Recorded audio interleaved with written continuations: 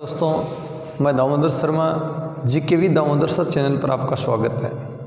दोस्तों, आज भारत के स्थिति विस्तार की आगे बात करते हैं, उसकी सीमा के बारे में पढ़ते हैं। आप ध्यान से देखना, ध्यान से पढ़ना इसकी बातों को। दोस्तों, भारत का क्षेत्रफल की बात करें सबसे पहले, सबको याद है 32,87,263 वर्ग किलोमीटर भारत का क्षेत्रफल है।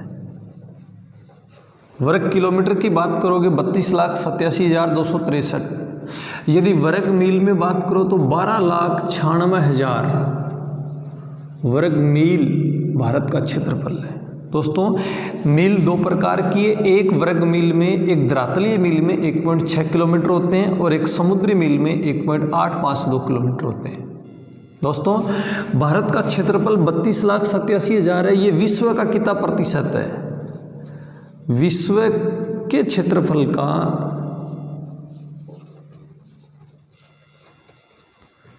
2.43% है विश्व का।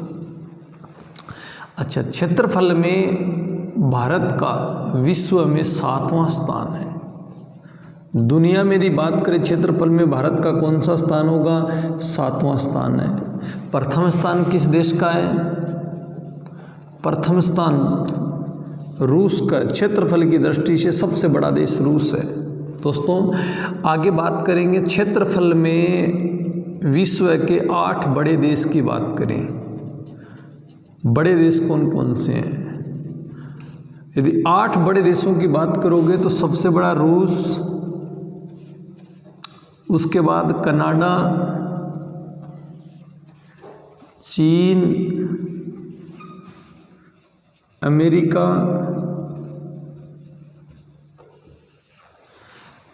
के बाद में आता है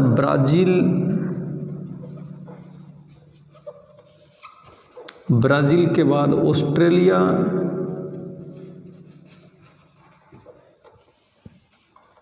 ऑस्ट्रेलिया के बाद में आता है भारत, और भारत के बाद में आता है दोस्तों अर्जेंटीना। ये 8 देश आप याद रख लेना। क्रम है सबसे बड़ा रूस, कनाडा, चीन, America, Brazil, Australia, Bharat, Argentina. Exam में ये पूछेगा भारत से पहले किसका स्थान है? ऑस्ट्रेलिया का। भारत के बाद किसका? अर्जेंटीना का स्थान आता है। अर्जेंटीना के बाद कजाकिस्तान का स्थान आता है। दोस्तों, रूस एशिया और यूरोप दोनों महाद्वीपों में, कनाडा उत्तरी अमेरिका महाद्वीप में, चीन एशिया महाद्वीप का, अमेरिका उत्तरी अमेरिका महाद्वीप का, ब्राज़ील दक्षिण अमेरिका महाद्वीप का, ऑस्ट्रेलिया एक देश भी है, एक महाद्वीप भी है, भारत एशिया महाद्वीप में ही है, अर्जेंटीना दक्षिण अमेरिका में है। अर्जेंटीना की राजधानी ब्यूनस आयर्स है, ब्राज़ील की राजधानी ब्रासिलिया है, ऑस्ट्रेलिया की राजधानी कैनबरा है। दोस्तों, बात करेंगे क्षेत्रफल में विश्व का सबसे छोटा देश। क्षेत्रफल में विश्व का सबसे छोटा देश, सबको याद होगा सबसे छोटा देश वेटिकन सिटी है।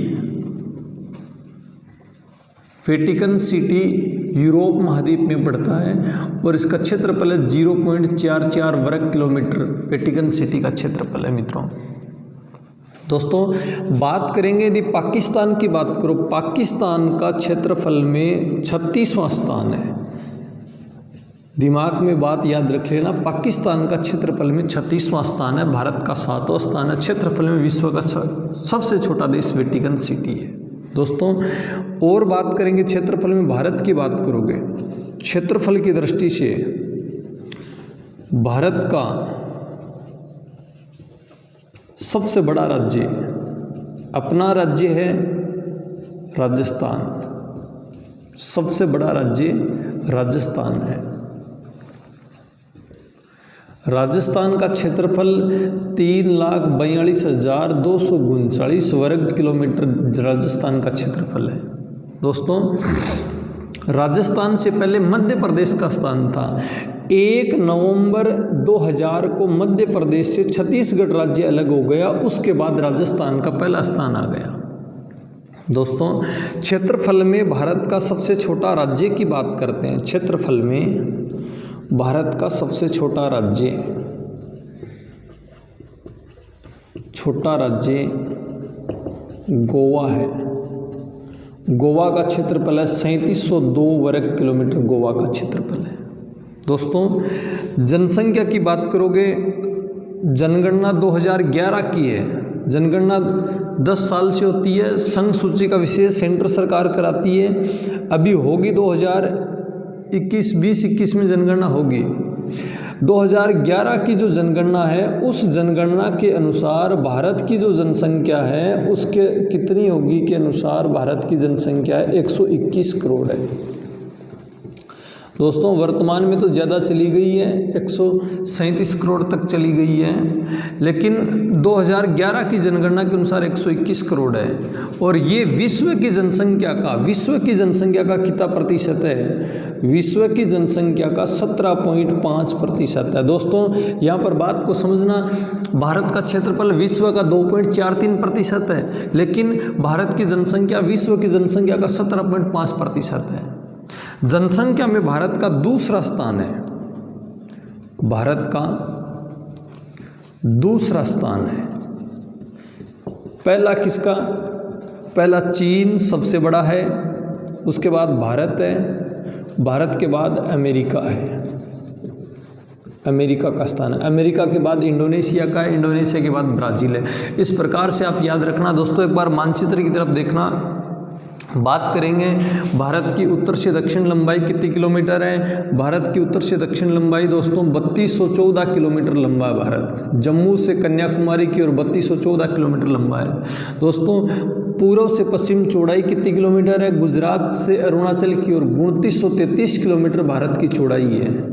दोस्तों यहाँ पर प्रश्न पूछेगा आपको, लंबाई चौड़ाई में अंतर कितने किलोमीटर का है? भारत की लंबाई चौड़ाई में अंतर 281 किलोमीटर का अंतर है, ये याद रखना। दोस्तों एक बार आप दोबारा समझ लेना भारत के क्षेत्रफल वगैरह की बातों को, छोटा राज्य कौन सा है, बड़ा राज्य कौन सा है, जनसंख्या में कौन सा स्थान है, एक बार इसका स्क्रीनशॉट आप ले लेना। आगे चर्चा करते हैं, स्थलीय सीमा की बात करेंगे। दोस्तों बात करते हैं भारत की स्थलीय सीमा की बात करते हैं। सीमा की बात करेंगे, भारत की यदि आप सीमा पढ़ोगे तो भारत की सीमा दो प्रकार की सीमा लगती है, एक तो जलीय और एक स्थलीय। एक बार इनको देखना, स्थलीय सीमा लगती है भारत की और भारत की जलीय सीमा लगती है। स्थलीय सीमा भारत की लगती है 15,106.07 किलोमीटर लगती है। ये सीमा मित्रों 7 देशों के साथ लगती है। 7 देश हैं। कौन कौन से हैं वो 7 देश? पाकिस्तान,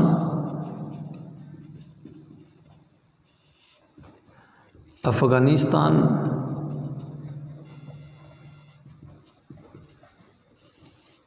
चीन,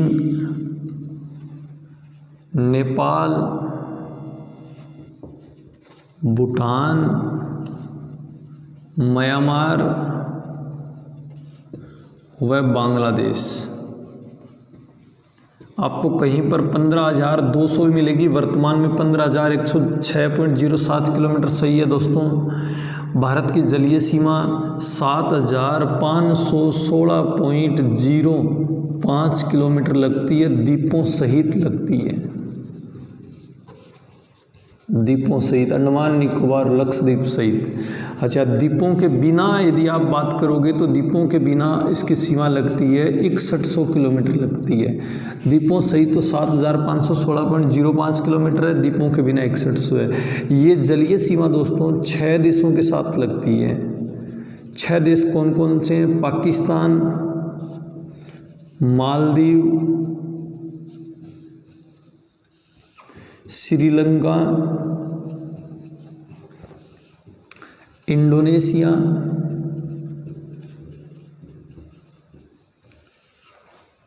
बांग्लादेश व म्यांमार। दोस्तों यहाँ पर बात को समझना, देश कौन कौन से कहाँ पर है, मानचित्र की तरफ एक बार देखना, उसकी चर्चा करते हैं। दोस्तों यहाँ पर पाकिस्तान सीमा बनाता है, अफगानिस्तान है, चीन सीमा बनाता है, यहाँ पर नेपाल, भूटान, म्यांमार और यहाँ पर बांग्लादेश। ये 7 देश तो स्थलीय सीमा बनाते हैं भारत के साथ, पर्वत और पठारों की सीमा है। यहाँ पर पाकिस्तान जलीय सीमा बनाता है गुजरात के साथ। फिर यहाँ लक्षद्वीप है और लक्षद्वीप के सीमा बनाता है मालदीव, सीमा बनाता है अरब सागर में बनाता है, माले जिसकी राजधानी है। यहाँ तमिलनाडु के श्रीलंका सीमा बनाता है दोस्तों, जयवर्धनेपुरम इसकी राजधानी है। अंडमान निकोबार द्वीप लगते हैं, उनके सीमा बनाता है इंडोनेशिया, सीमा बनाता है जकार्ता राजधानी है उसकी। और आगे चलोगे तो बांग्लादेश जलीय सीमा बनाता है, सुंदरवन डेल्टा में बनाता है, म्यांमार बनाता है, जलीय सीमा बनाता है अंडमान निकोबार के साथ। इस प्रकार से ये जलीय और स्थलीय देशों की सीमा लगते हैं। सबसे पहले अपन बात करेंगे पाकिस्तान की बात करेंगे। एक बार इसका स्क्रीनशॉट ले लेना। आपको ये भी बात पूछेगा दोस्तों, यहाँ पर बात को समझना, भारत कुल कितने देशों के साथ सीमा बनाता है? कुल देश याद रखना भारत के, भारत कुल 10 देशों के साथ जलीय और स्थलीय दोनों सीमा बनाता है दोस्तों। लेकिन यहाँ पर तो 6 देश और 7 देश 13 देश है ना, लेकिन भारत कुल 10 देशों के साथ सीमा बनाता है, क्योंकि बांग्लादेश, म्यांमार और पाकिस्तान ये जलीय भी बनाते हैं और स्थलीय भी बनाते हैं। सबसे पहले अपन बात करेंगे पाकिस्तान के साथ सीमा। आप स्क्रीनशॉट लेना, आगे चर्चा करते हैं। देखो दोस्तों, पाकिस्तान के साथ सीमा की बात करते हैं। सबसे पहले समझना, एक बार पूरी बातों को ध्यान से देखना, पढ़ना बातों को। पाकिस्तान के साथ सीमा, पाकिस्तान के साथ सीमा, विवाद, उन सारे की चर्चा करेंगे। आपका एक क्वेश्चन भी गलत नहीं होगा किसी भी एग्जाम में, चाहे आप रेलवे की तैयारी करना, एसएससी की करना, सारा लेवल लेके चल रहे हैं। पाकिस्तान के साथ भारत की कुल सीमा लगती है 3323 किलोमीटर सीमा लगती है दोस्तों। पाकिस्तान की सीमा पर भारत के राज्यों की बात करेंगे। राज्य तो हैं भारत के 3, कौन कौन से हैं? पंजाब, राजस्थान और गुजरात। 3 राज्य पाकिस्तान के साथ सीमा बनाते हैं और 2 केंद्र शासित प्रदेश हैं दोस्तों। पहले केंद्र शासित नहीं थे, लेकिन वर्तमान में केंद्र शासित हैं 2, एक तो जम्मू और दूसरा लद्दाख। ये दोनों केंद्र शासित बने थे। 31 अक्टूबर 2019 को जम्मू और लद्दाख को केंद्र शासित बनाया गया था। ये पाकिस्तान के साथ सीमा बनाते हैं दोस्तों। पाकिस्तान के साथ सीमा रेखा लगती है, सीमा रेखा, सीमा रेखा का नाम है रेड क्लिफ रेखा। सब जानते हैं रेड क्लिफ रेखा के बारे में। रेड क्लिफ रेखा, जिसको एलओसी भी बोलते हैं, लाइन ऑफ कंट्रोल भी इसे बोला जाता है, एलओसी। रेड क्लिफ रेखा का निर्धारण कब किया गया था? इसका निर्धारण राजस्थान वाले में भी आपने पढ़ा था। निर्धारण 17 अगस्त 1947 को सियोल रेड क्लिफ ने किया था दोस्तों। इस रेखा को मानचित्र पर अंकित किया गया था 1948 में। इस रेखा को मानचित्र पर अंकित कर दिया था। यदि आप बात करोगे कि इसे मानचित्र पर अंकित कब किया गया, 1948 में किया गया दोस्तों। ये तो पाकिस्तान के साथ सीमा है, लेकिन पाकिस्तान और भारत के बीच में विवाद भी तो खूब सारे हैं ना, उनको आप समझना एक बार विवाद को। आजकल पैटर्न चेंज हो गया एग्जाम का। एग्जामिनर क्वेश्चन में क्वेश्चन निकाल के लेके आता, विवाद को पढ़ना, आपको लगभग क्वेश्चन इन विवादों से मिल जाएंगे। विवाद कौन कौन से हैं? पाकिस्तान के साथ 3 विवाद है। एक विवाद है कच्छ विवाद। कच्छ विवाद गुजरात में दोस्तों। एक विवाद है सरक्रिक विवाद, ये भी गुजरात में। एक विवाद है पाकिस्तान के साथ सियाचिन विवाद, ये कश्मीर में है, सियाचिन विवाद। तीनों की चर्चा करेंगे अपन, एक बार देखना इसकी बातों को। पहले कच्छ विवाद की बात करते हैं दोस्तों। कच्छ विवाद किस प्रकार से आया था? कच्छ है कहाँ? गुजरात में पाकिस्तान की सीमा के सहारे सारे हैं। पाक की सीमा के सहारे, सीमा के सहारे कच्छ की भूमि है। यहाँ पर कच्छ की भूमि है, पाकिस्तान की सीमा के सारे। अब हुआ क्या था, विवाद कैसे बढ़ गया? 1960 में पाकिस्तान ने सिंध प्रांत में सड़क बिछा दी। दोस्तों विवाद का कारण समझना, सड़क बिछा दी और जिसका भारत ने विरोध जताया, भारत ने विरोध जताया। जब भारत ने विरोध जताया तो दोस्तों ये समझना, जब भारत ने इस चीज़ का विरोध जताया तो पाकिस्तान क्या चाह रहा था कि भारत लड़ाई करे, क्योंकि पाकिस्तान जम्मू कश्मीर को अपनी तरफ रखना चाहता था। इसलिए 47 से लेकर के 60 तक प्रधानमंत्री जवाहरलाल नेहरू ने कश्मीर की बात छेड़ी नहीं, तो पाकिस्तान कश्मीर को भी छेड़ना चाहता था और कच्छ को भी छेड़ना चाहता था।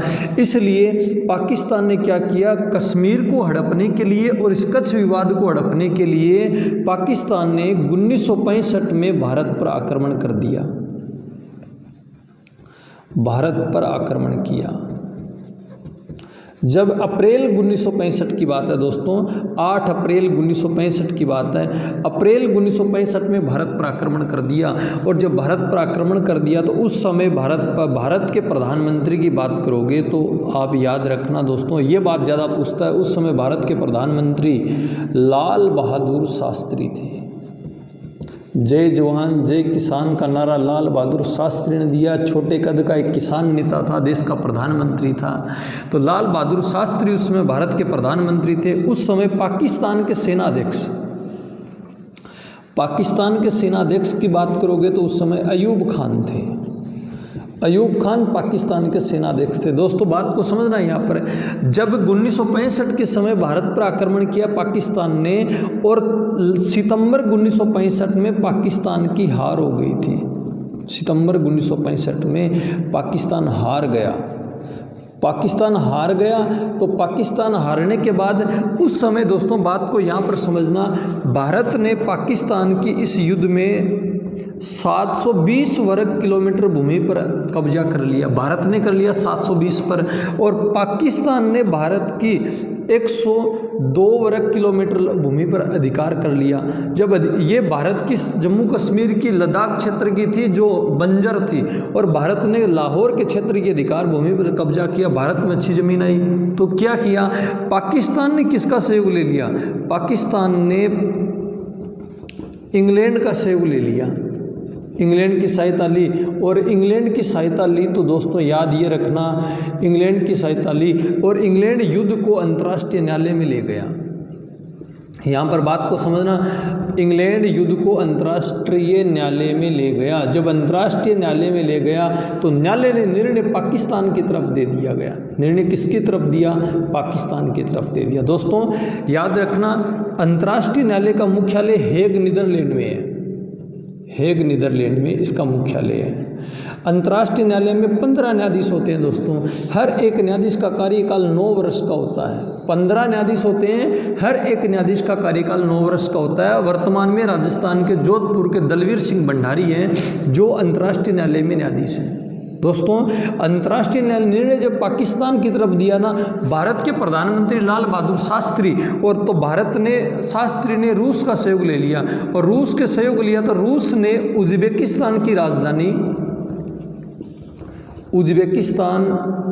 राजधानी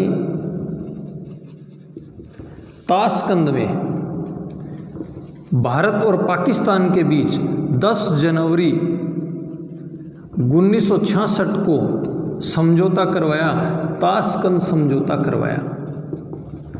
ताशकंद समझौता करवाया और ताशकंद समझौते में ये भूमि थी ना, ये भूमि आदान प्रदान की गई थी। रूस के दबाव के कारण भारत ने पाकिस्तान को 720 वापस दे दी और पाकिस्तान ने भारत को वापस जमीन दे दी। इस समझौते के बाद लाल बहादुर शास्त्री की हृदयाघात होने के कारण मृत्यु हो जाती है, इतिहास ये बताता है। तो आप समझना, या उसकी कोई इतिहास ये बोलता है कि उसको मार दिया गया था, लेकिन लाल बहादुर शास्त्री की ताशकंद समझौते के बाद मृत्यु हो गई थी। एक ऐसा प्रधानमंत्री था जिसकी मृत्यु विदेश में हुई थी, लाल बहादुर शास्त्री थे। तो ताशकंद समझौते के बाद मृत्यु हो जाती है। इस प्रकार से कच्छ विवाद हुआ था। और एक बार इसका स्क्रीनशॉट लेना, आप चर्चा करते हैं दूसरे विवाद की ओर। दोस्तों दूसरे विवाद की बात करते हैं। दूसरा विवाद है सरक्रीक विवाद।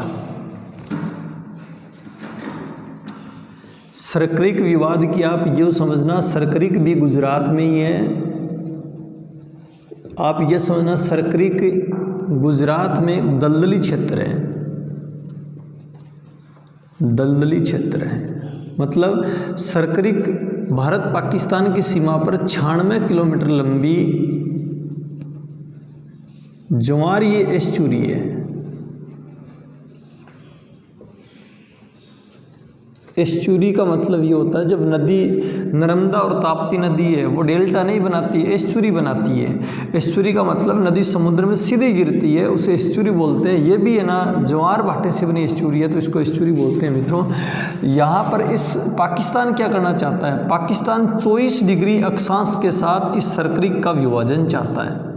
याद रखना कितना डिग्री अक्षांश के साथ, 24 डिग्री अक्षांश के साथ पाकिस्तान है ना विभाजन चाहता है। भारत इसका विभाजन नहीं कर रहा है, तो दोनों देशों के बीच में ये विवाद बना हुआ है। कच्छ का विवाद है। आप मानचित्र की तरफ देखना एक बार, आपको समझ में आएगा कि 23.5 डिग्री अक्षांश रेखा कर्क रेखा बोलते हैं, और ये कर्क रेखा भारत के बीचों बीच गुजरती है, 2 भागों में बांटती है। उसके ऊपर 24 डिग्री है, तो उस 24 डिग्री के साथ इसका विभाजन चाहता है पाकिस्तान, लेकिन भारत इसका विभाजन नहीं कर रहा, तो दोनों देशों के बीच में विवाद बना हुआ है।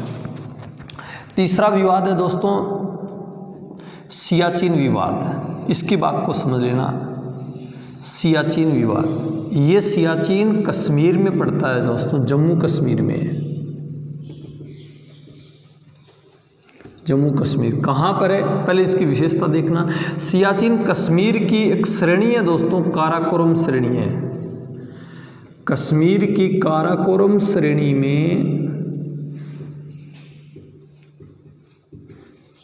स्थित भारत का सबसे लंबा ग्लेशियर है,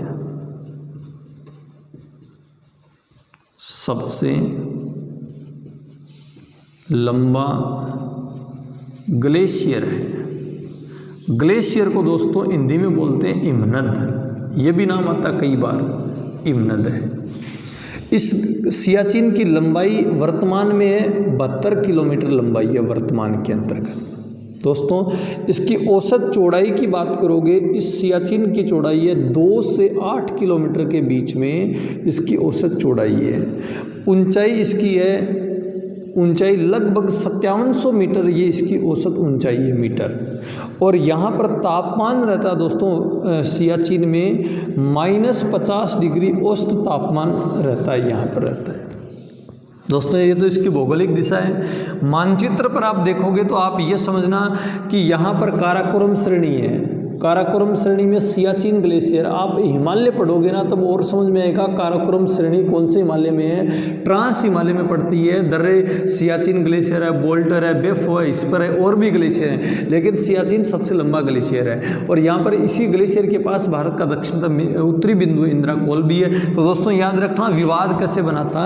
ये विवाद इसलिए बना था दोस्तों, कारण क्या था, वर्ष 1971 की लड़ाई हुई थी, उसके बाद 1972 में समझौता हुआ था, शिमला समझौता।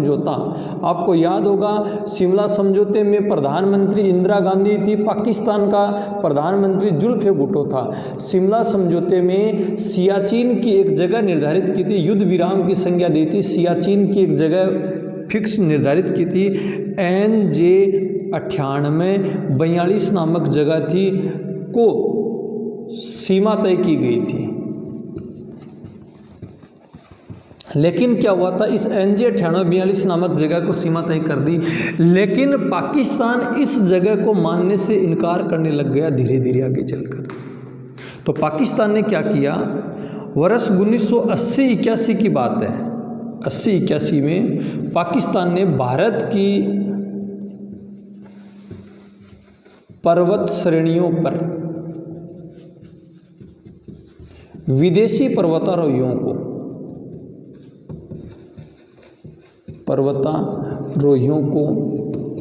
जाने की अनुमति दे दी। जब विदेशी पर्वतारोहियों को जाने की अनुमति दी तो दोस्तों याद ये रखना, अनुमति दी तो भारत ने उसका विरोध जताया, और भारत ने इसका विरोध जताया तो पाकिस्तान ने क्या किया, पाकिस्तान ने भारत की कश्मीर की श्रेणी है साल्टर श्रेणी, याद रखना इस नाम साल्टर श्रेणी में अपनी सैनिक चौकियां स्थापित कर दी। सैनिक चौकियां स्थापित की साल्टर श्रेणियों में, तो भारतीय सेना को और गहरा आघात लगा कि ये पाकिस्तान की सैनिक चौकियां स्थापित कर दी गई हैं। तो भारत सरकार ने क्या किया, उन सैनिकों को खदेड़ने के लिए भारत सरकार ने, दोस्तों यहाँ पर बात को समझना, भारत सरकार ने वर्ष 13 अप्रैल 1984 को पाकिस्तानी सेना को खदेड़ने के लिए ऑपरेशन शुरू किया था दोस्तों, मेघदूत शुरू किया था। याद रखना दोस्तों, मेघदूत ऑपरेशन किससे संबंधित है, मेघदूत ऑपरेशन सियाचिन से संबंधित है। तो याद रखना दोस्तों, मेघदूत ऑपरेशन शुरू किया। ये मेघदूत ऑपरेशन आज भी जारी है दोस्तों, वर्तमान में मेघदूत ऑपरेशन चल रहा है। याद ये रखना, मेघदूत है क्या, कालिदास की रचना मेघदूत। उस मेघदूत में यक्ष और यक्षिणी की प्रेम कहानी है। यक्ष अपनी यक्षिणी को याद करने के लिए बादल को दूत बनाता है। तो उसी प्रकार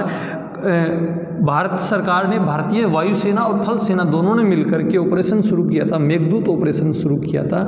वहाँ हेलीकॉप्टर काम करते हैं, MiG-70 हेलीकॉप्टर काम करता है वो सेना को इधर से उधर लाने के लिए। दोस्तों है किसके बीच में, सियाचिन की बात को ये समझना, ये सियाचिन विवाद है ना, भारत चीन के बीच में नहीं है, ये सियाचिन विवाद भारत पाकिस्तान के बीच में। एग्जामिनर आपको पूछेगा सियाचिन किन दो देशों के बीच में विवाद है, भारत और पाकिस्तान के बीच में विवाद है। इस प्रकार से विवाद बढ़ा था, 1972 के बाद में इसका विवाद बढ़ा, क्योंकि दोस्तों याद ये रखना, मानचित्र की तरफ देखना एक बार, यहाँ पर POK लगता, पाक अधिकृत कश्मीर है, जिसकी भी चर्चा करेंगे। ये 1947 में बन गया था, 1/3 भाग पर पाकिस्तान ने अधिकार कर लिया था। इधर चीन की सीमा लगती है, पामीर का पठार है, इधर पाकिस्तान है। दोस्तों सियाचिन बीच में आ जाता है, पाकिस्तान और चीन आर्थिक गलियारा बना रहा है और उसको रोकने का कार्य ये सियाचिन कर रहा है, इसलिए पाकिस्तान सियाचिन पर अधिकार करना चाहता है। दोस्तों याद रखना, पाकिस्तान के साथ 3 विवाद है, कच्छ का विवाद, सरक्रिक विवाद और सियाचिन विवाद। तो इनको याद रखना, एक बार इसका स्क्रीनशॉट ले लेना और आगे भी बने रहना। कल अफगानिस्तान की सीमा, चीन की सीमा, इनकी भी चर्चा करेंगे दोस्तों। ओके, बड़ा